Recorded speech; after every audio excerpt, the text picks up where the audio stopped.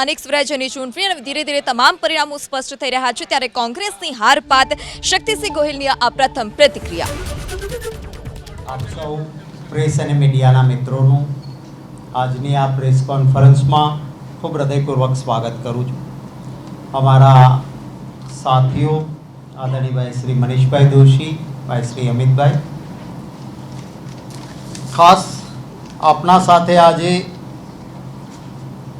નગરપાલિકાઓ, એક મહાનગરપાલિકા, 3 તાલુકા પંચાયત અને કેટલીક પેટા ચૂંટણીઓના પરિણામો વિશે આપની સાથે વાત કરવી છે। આજે જે ચૂંટણીઓ યોજાય છે એની સમીક્ષા કરીએ તો આ જ ચૂંટણીઓ 2018માં યોજાઈ હતી। 2018માં જ્યારે આ ચૂંટણીઓ યોજાઈ ત્યારે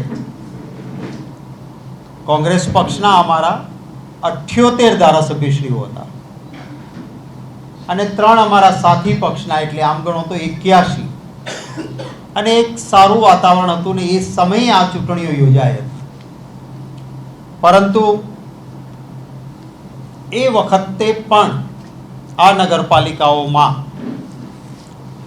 અમારા માટેના જે પરિણામો હતા એને આજના પરિપ્રેક્ષમાં કે જ્યારે માત્ર 12 ધારાસભ્યો કોંગ્રેસ પક્ષના છે, આના પરિપ્રેક્ષમાં જો જોઈએ તો અમારા માટે આ ચૂંટણીના પરિણામો નિરાશ થવા જેવા નથી।